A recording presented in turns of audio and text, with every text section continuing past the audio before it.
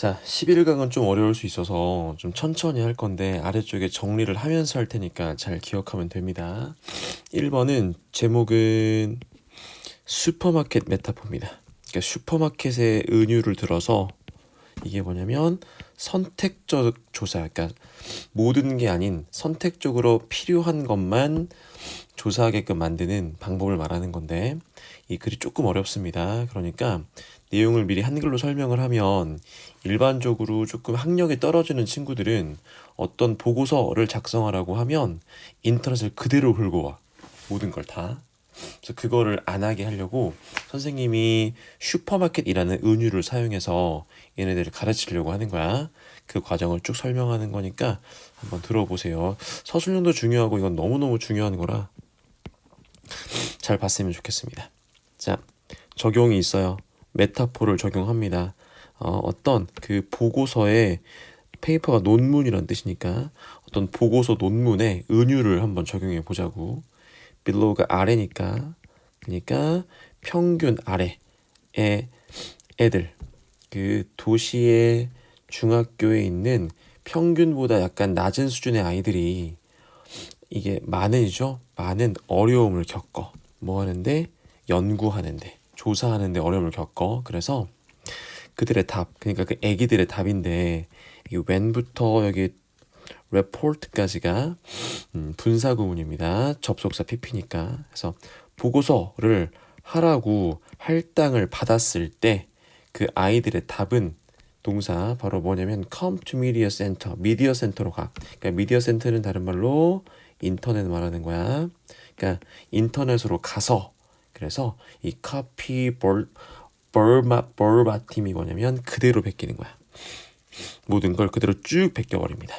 어디에서 백과사전의 기사 혹은 의문사 모든 자료 그들이 have locate가 찾았다는 뜻이 있어서 그들이 찾은 모든 그냥 자료나 혹은 백과사전 기사의 모든 걸 그대로 다 베껴. 그게 B20원 뭐든지야 인터넷이든지 뭐 인쇄된 거든지 혹은 뭐든지 간에 일단 모든 걸 다 그대로 베끼는 거야. 이 문장의 포인트는 보고서를 작성해봐 라고 했더니 그냥 그대로 긁어왔다.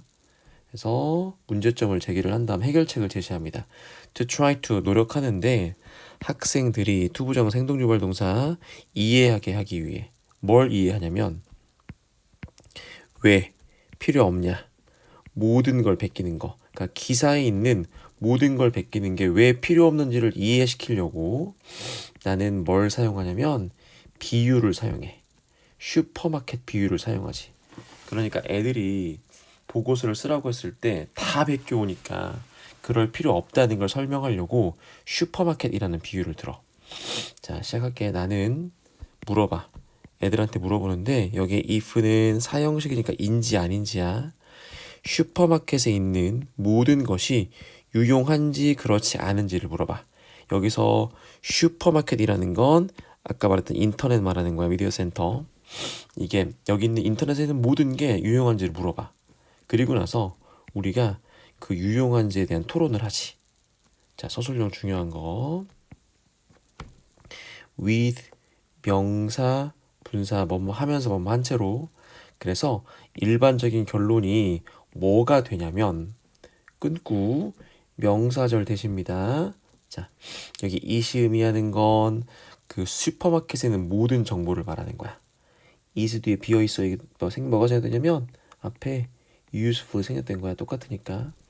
그래서 자, 보통의 결론은 인터넷에 있는 모든 슈퍼마켓의 모든 게 유용하긴 하지만 그런데 우리는 넌 바에 사지 않아. 모든 걸 사지 않아. 항상. 됐지? 그러니까 슈퍼마켓에 있는 모든 것 다 유용하긴 하지만 우린 그 모든 걸 사지 않아. 바꿔 말하면 인터넷에 모든 정보는 유용하긴 하지만 모든 정보가 필요한 건 아니야. 확인. 예를 들어서 내가 비타민 C의 장점을 찾아오세요라고 했는데 애들이 모든 영양제에 대한 정보를 찾아오는 거야. 그럴 필요 없죠. 모든 영양제가 물론 유용하긴 하지만 우리가 지금 필요한 건 비타민 C만 필요한 거니까. 그리고 나서 내가 또 이제 얘들한테 물어보는 거야. 왜 그들이 모든 걸 사지 않는지 물어봐. 자, each time은 whenever와 똑같죠. 그래서 학생들이 그 슈퍼마켓에 갈 때마다 왜 모든 걸 안 사는지 물어봐. 그리고 자, 어떻게 그들이 결정했는지를 물어봐. 뭘 결정하냐면 what to buy, 뭘 살지. 자, 갈 때, 그러니까 부모와 갈 때 뭘 살지를 어떻게 결정하는지 물어보지. 됐어? 왜 너는 갈 때, 슈퍼마켓 갈 때마다 모든 걸 안 사? 왜 너는 인터넷 들어가면 모든 정보를 다 가져오지 않아? 그리고 어떻게 그러면 그 자료를 결정하는 건데?를 물어봤지. 확인. 누군가는 보통 뭐라고 말하냐면 걔네들은 뭘 가지고 있다고, 리스트, 목록이 있다고 말을 하죠. 여기서 목록이라는 건 쇼핑 리스트가 되는 거고, 그 리스트는 이 조사의 주제가 되겠지. 예를 들어 된장찌개에 필요한 거 사와 라고 했을 때 된장찌개를 만들 목록들을 만들겠지. 확인했어요? 모든 걸 사지 않는 이유는 목록이 있어서, 모든 정보를 필요하지 않는 이유는 조사의 주제가 있어서, 같은 말입니다. 딱 그 지점부터 서술형, 나는 토론을 이끌어가는데 뭐에 대한 토론을 이끌어가냐면, 이 문장 중요하니까 의문사구 whatever부터 for까지가 주어가 되고 얘가 동사고. 해볼게. 뭐에 대한 토론이냐면 어떻게 그들의 선생님이 요구하는 모든 것이 그들의 쇼핑 리스트가 되는지, 그들 연구에 어떻게 그 쇼핑 리스트가 되는지에 대한 토론을 이끌어가. 됐지? 그러면 그러니까 슈퍼마켓의 부모님이 지금 우리 조사 자료의 선생님이 되겠지. 그러니까 선생님이 요청하는 거야. 된장찌개 거리 사와, 이렇게. 그러면 쇼핑 목록이 만들어지는 거라고. 그리고 애들은 이제 무조건 그 정보만 읽어야 돼. 그 쇼핑 리스트만 읽어야 되고, 그 다음에 그걸 노트 형식으로 정리하는 거지. 확인. 그래서 그건 그 노트 형식 정리한 건, 자, 그 애들이 이해하게 도와주는 거야. 모든 걸 복사하는 건 낭비적인 노력, 그러니까 낭비하는 일이다라는 걸 이해하게끔 도와주는 거지. 확인했어요? 그러니까 슈퍼마켓 은유를 통해서 슈퍼마켓 모든 걸 다 사는 건 되게 낭비하는 거야 라는 걸 알려주고 싶은 거야. 자, 어떻게 비유했는지. 슈퍼마켓은 인터넷과 똑같은 거고, 슈퍼마켓에 있는 물건들은 인터넷 정보를 말하는 거고, 여기에 쇼핑 리스트, 부모가 사오라는 리스트는 조사의 주제가 되는 거고, 그 다음에 그 부모님은 선생님이 되는 거고, 그 다음에 물건을 담으라는 건 노트를 정리하라는 거지. 이렇게 은유를 듬으로써 학생들이 보고서를 작성할 때 필요한 것만 선택하고 검색할 수 있게끔 도와준다는 내용입니다. 너무너무 좋은 내용이에요. 자, 11강 2번이에요. 주제는 거울의 방인데, 거울의 방이 뭘 말하는 건, 아래쪽을 보면 거울의 방이라는 건 거울 가득한 방에 갇혀서 지금 돈만 보이는 상태를 말하는 거야. 자, 거울의 방. 맹점. 뭐의 맹점? 시장 효율성의 맹점. 그러니까 시장 효율성은 그러니까 이윤만 추구하는 거라 돈만 보는 건데 거기에는 맹점이 있다라는 걸 말하는 겁니다. 개혁주의적 접근, 뭔가 이제 개혁으로, 그러니까 새롭게 바꾸고자 하는 접근은 뭘 가정하냐면, 시장 작동할 수 있지. 무조건 좋은 거지.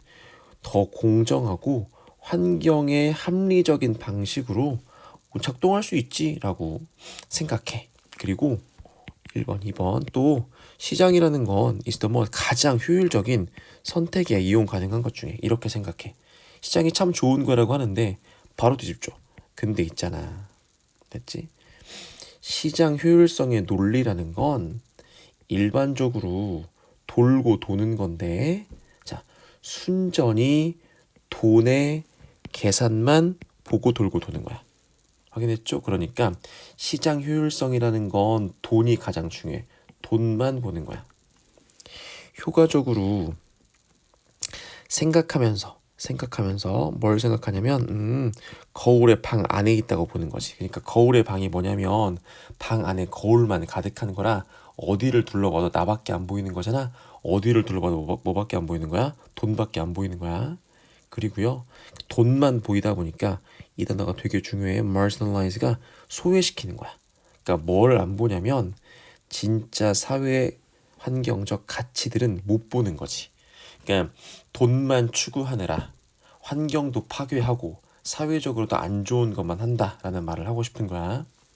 바로 예시를 듭니다. 친숙한 예시가 뭐냐면 전통적인 음식 소매업. 예를 들어 뭐냐면 슈퍼마켓이야. 슈퍼를 가면 자 거기에서는요 뭘 구매하냐면 과일과 채소들을 구매하죠. 그런데 포인트는 가능한 한 싸게 값싸. 왜냐면 싸게 구매하는 게 효율성이 높으니까. 근데 그냥 좋아 안 좋아? 안 좋아. 자, inexpensive는 값싼. 이 produce가 명사로는 뜻이 농산물이에요. 그러니까 값싼 농산물은 그러니까 값이 싸다라는 건 자, 어떤 게 있냐면 뭘 사용하면서 길러지냐면 자, 토양과 물을 오염시키는 비료 1번. 환경 파괴. 형편없게 돈을 받는 불법 이민자 직원들 2번. 사회적으로 문제되는 거. 그 다음에 자 운송되는 장거리. 자 환경 파괴. 또 끊고 분사 구문이야. 그래서 이 전체를 뭐라고 하냐면 값싼 노동력을 사용하는 것과 환경적으로 피해를 주는 관행을 말하는 거지. 전부 다 안 좋은 거야. 자 뒤집죠. 근데 있잖아. 반대. 이번엔 값싼 농산물과 대비되는 개념인 유기농이에요. 유기농.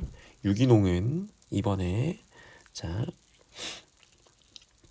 오직 뭐만 따르냐면 생태학적으로 좋은 관행들, 좋은 거. 그 다음에 뭘 확실하게 하냐면 자 걔네들 그러니까 유기농 농부들은 이번 pay their workers fair wage as 공평하게 임금을 주는 거야. 그래서 음식 가격이 그러니까 올라갈 때만 그러니까 음식 가격이 올라갈 수밖에 없어. 이해했지? 왜? 돈을 제대로 주고 환경에 좋은 것만 하니까. 근데 이게 뭘 의미하는 거냐면 supply 공급을 하긴 하는데 엘리트의 수요의 공급을 위한 거지. 그러니까 엘리트들밖에 못 사 먹는 거야. 됐지? 그러니까 봐.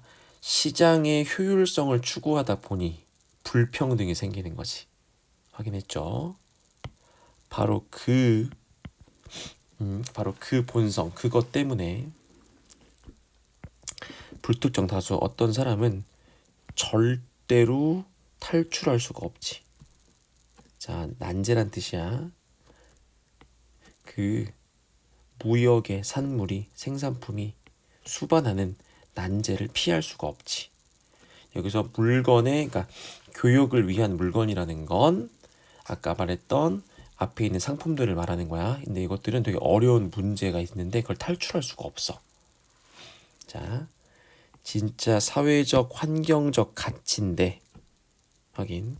involved부터 earth까지 하면 자, 사람과 지구를 보살피는 것이 포함된 그 진짜 사회적 환경적 가치가 되게 중요한 단어 하이라이트요.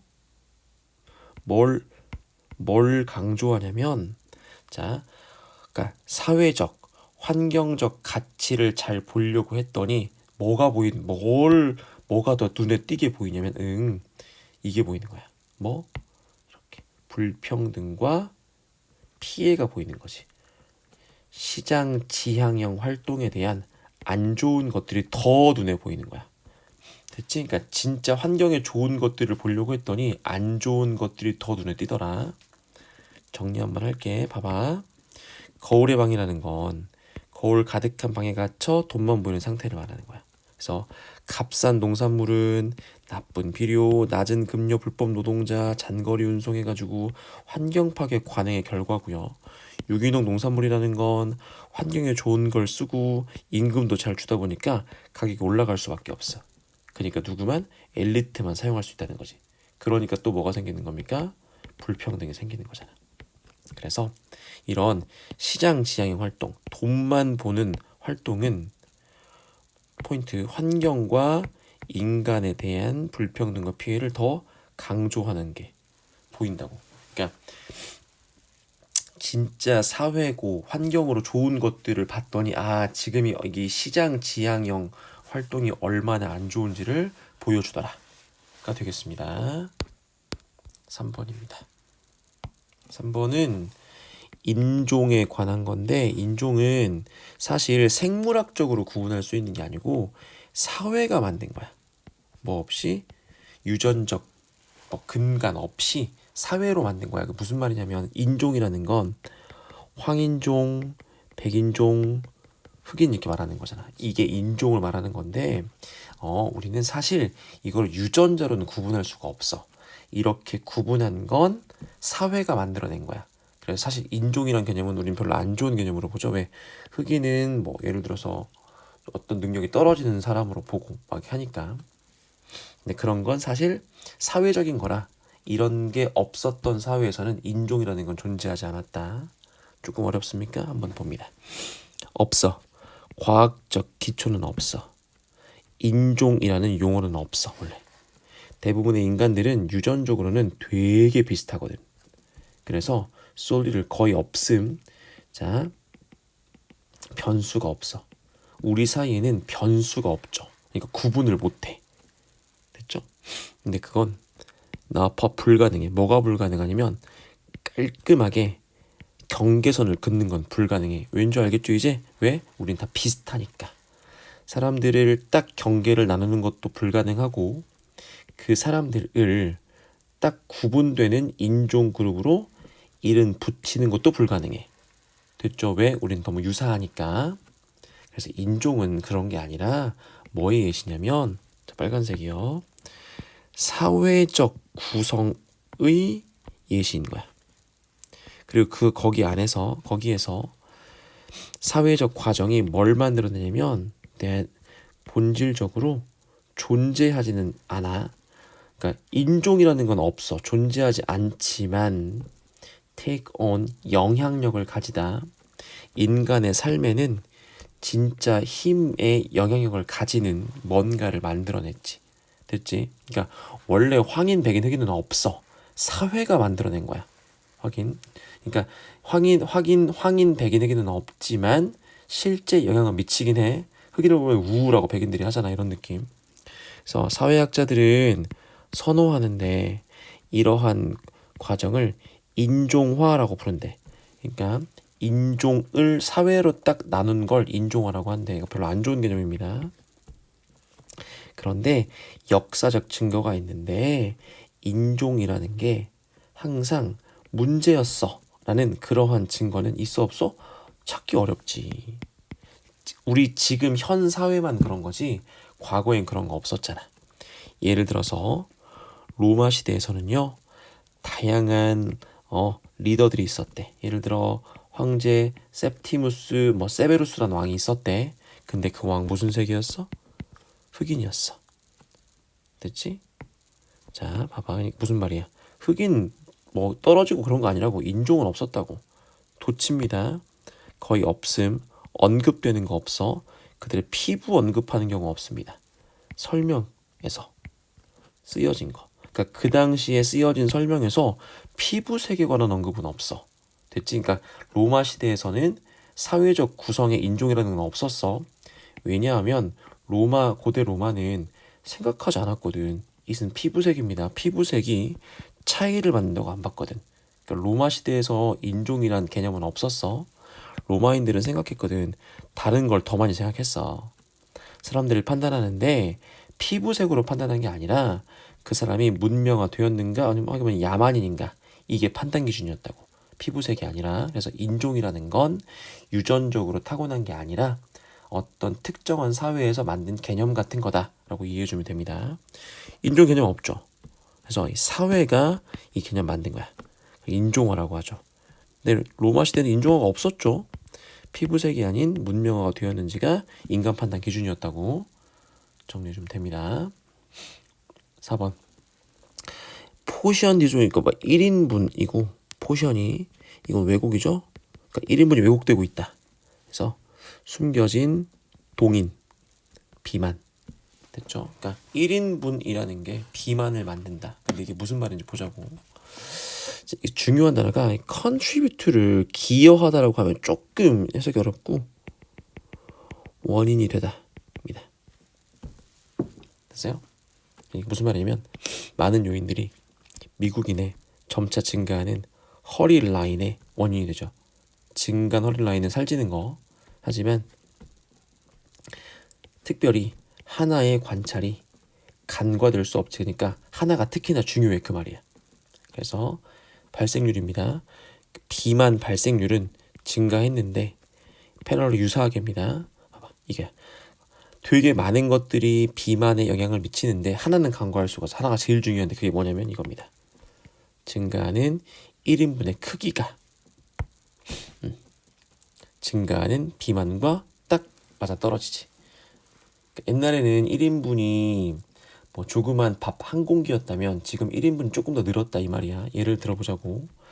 성인들이 오늘날 소비합니다. 평균 300칼로리 더 소비하죠. 매일. 1985년에 그랬던 것보다 300 더 먹어 1인분에. 이건 우연히 일치인가요? 혹은 더 큰 1인분의 크기가 뭔가와 관련이 있는 건가요?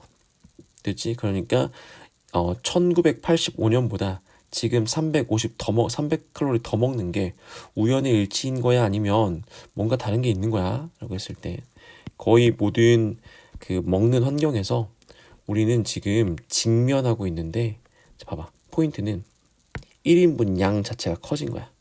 커진 1인분이지. 그리고 그건 어떻게 인지가 되냐면 그 커진 1인분이 정상이지 혹은 큰 가치가 있지 이렇게 여겨진다고. 미국인들은 뭘 만들었냐면 이러한 인식을 만들었대.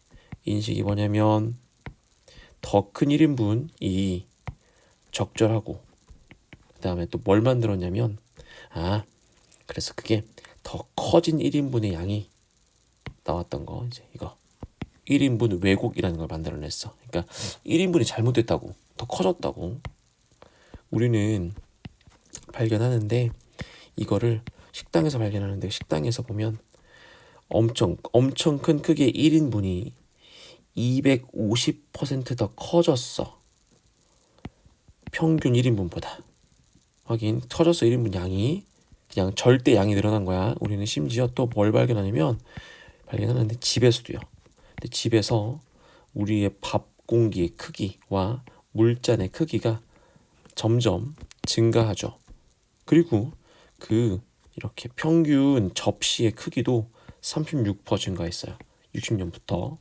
연구는 뭘 보여주냐면 사람들은 의도치 않게 더 많은 칼로리를 소비하죠. 더 큰 1인분을 받았을 때 1인분 양 자체가 많아진 거야.